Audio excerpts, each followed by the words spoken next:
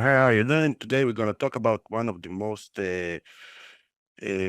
important aspects in the world of secure development, CI/CD or SDLC or DevSecOps. It's if you ever develop a program and or you are being in a company to develop programs, so it will look like this: a developer writing a code, somebody copying it to a server, and you're proving that it works. Today, it's not enough in the real world, especially in big organization. You need a very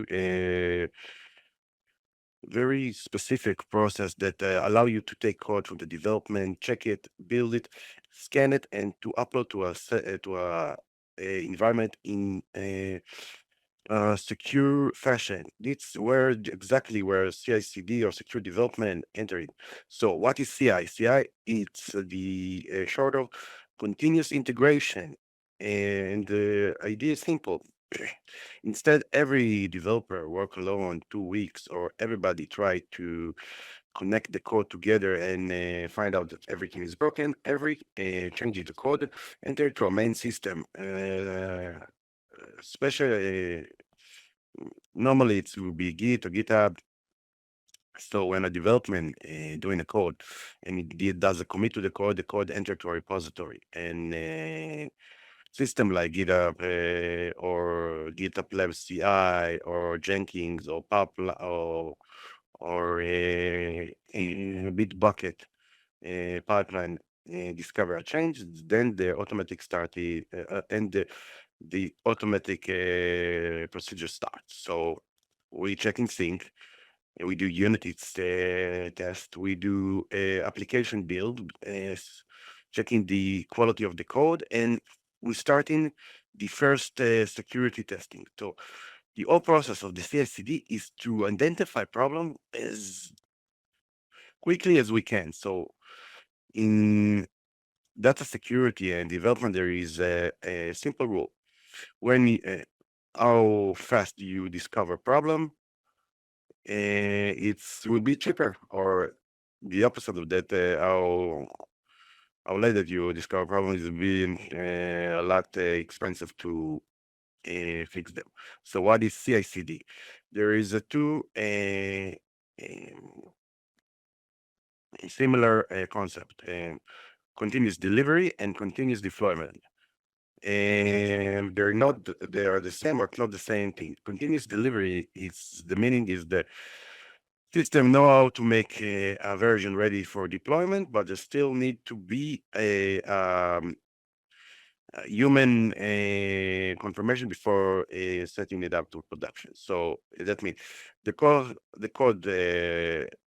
going through some tests, the build is successful, the scanning is passed through, the version is ready, but still there need to be a human that press the button to confirm and go into the air. Okay, it's very common in big organization, bankings, insurance company, security companies, and big retail. Continuous deployment, it's automatic completely. The code press all the tests, it's go automatically to production. It's more suiting for SaaS companies, startups, and product with a very confirm test stages when the environment and that you can do a really fast rollback if something goes wrong. So let's go through a basic pipeline so you can understand how does it goes. And so you can imagine like a pipeline, like a factory assembly line. Okay, so the codes come to one end and the other side goes ready version. So it's the developer send it to GitHub repository. Then we start up the CI/CD pipeline. We do the build, unit test, static testers, secret testing, container scanning, deploy to test, approval, and it's being deployed to production. So let's go in the steps one by one so you can get it properly. Okay, so secure control everything. Start with the Git. the code need to be managed in a repository like GitHub, GitLab, Bitbucket, Azure DevOps, and the best practice is important. You don't work on the main on the master. You open a branch and you do a pull request. You run test, and after approval, you merging the versions. Okay, so again, it's everything need to be a very organized in a GitHub or GitLab or Bitbucket or something like that. You open a branch, you do a pull request, you run the test, and after approval, you merge. Okay, the build. In this step, the system take the code and try to build it in Java to Raven or Grandel, Node.js, NF builds. In Python, the package and dependencies. In Docker, we build an image. If the code doesn't build correctly, so there is no point to continue. We need to check our codes again, okay? So after that stage go correctly, we're going to test. We're going to unit test, integration test, API test, and recognition tests. And the target here is to make sure that the changes that we didn't build the already known functionality. So everything working like it's worked before, and or maybe even.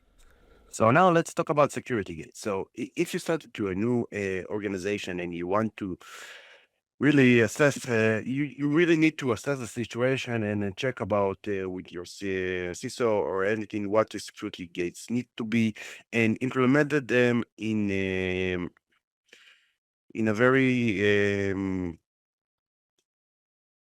like consider measures. So start slowly, start like learning mode, and after that try to implement some security gates, and then do a little bit more. Don't start like to be like some kind of somebody who says no to the production or stopped production. Start it slowly, and then continue the process very slightly. So let's talk about security gates.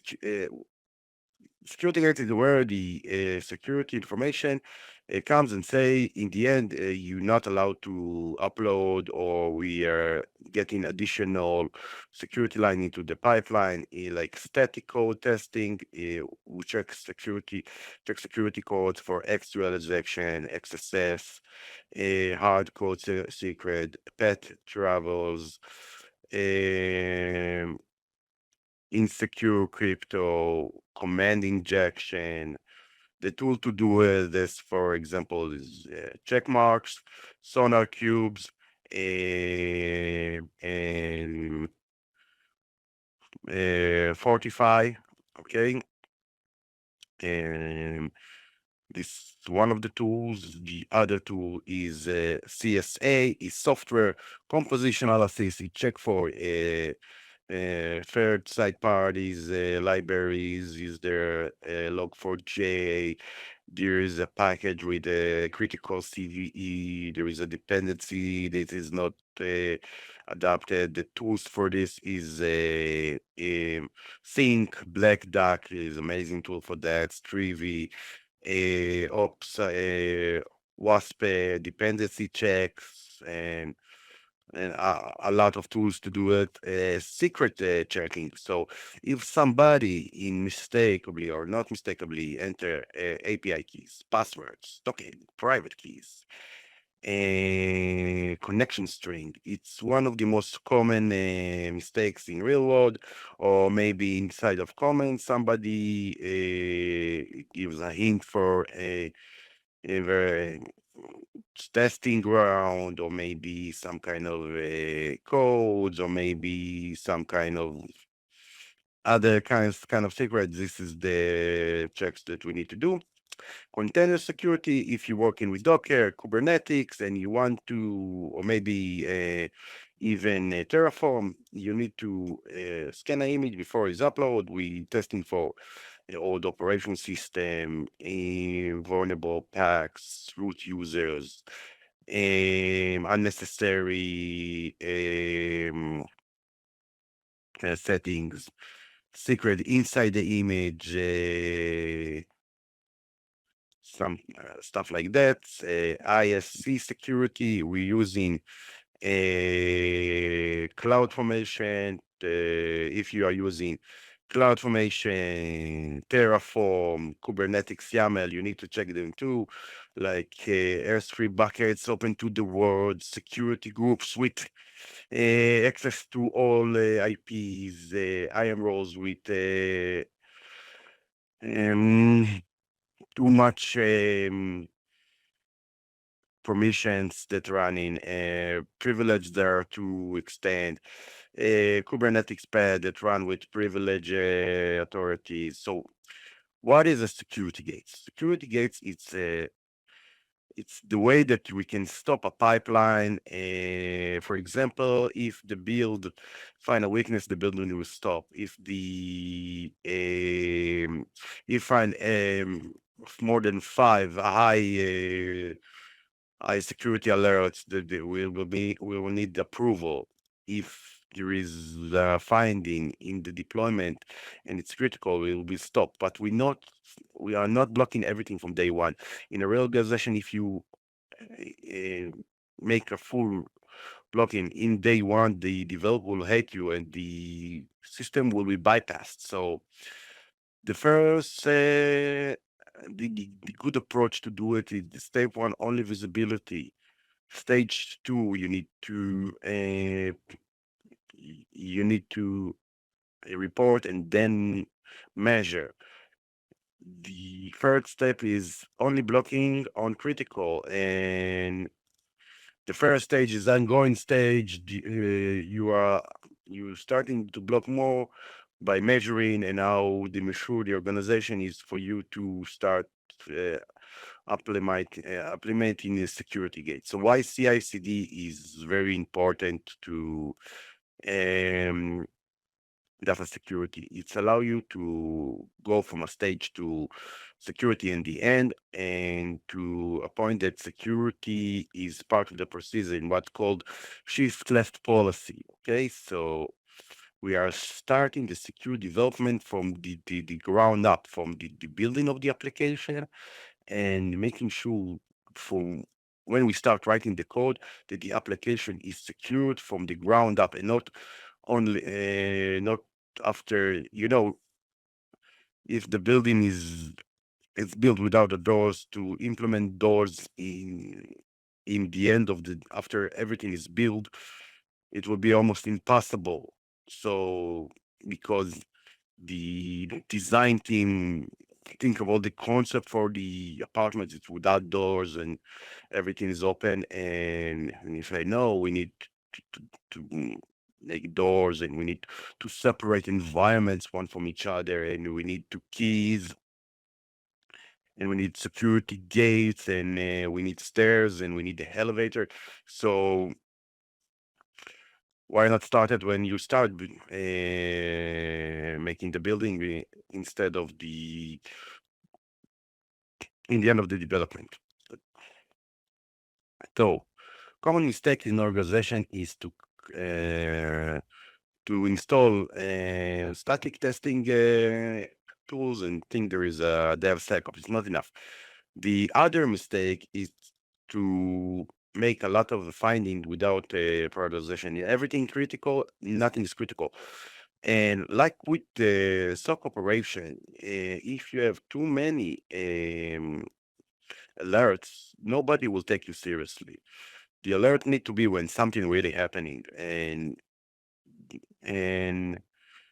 the other mistake is to block development without expectation procedures. And the third, it's not to connect the finding to a SIEM or some kind of a security risk management system. And the third mistake, it's to not measure improvement over time. So what is important for you to measure as a DevSecOps or a CI/CD professional? How builds running for a day? How many builds are failing? how many critical weaknesses are found, how much time it takes to fix the project, how many projects is covering scans, how many of the findings repeat themselves, how many expectation are open, how many secrets found in the code. And to wrap things up, CI/CD is not only a technical tool, it's a work process. It's connected between development, checking, information security, infrastructure, cloud, and production. The process of it's not to slow production.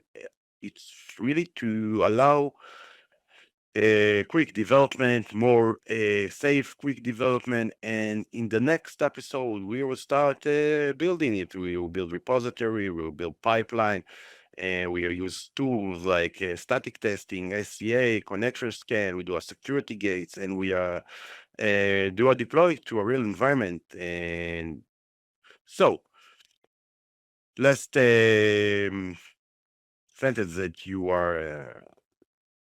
will stay in your mind, I hope.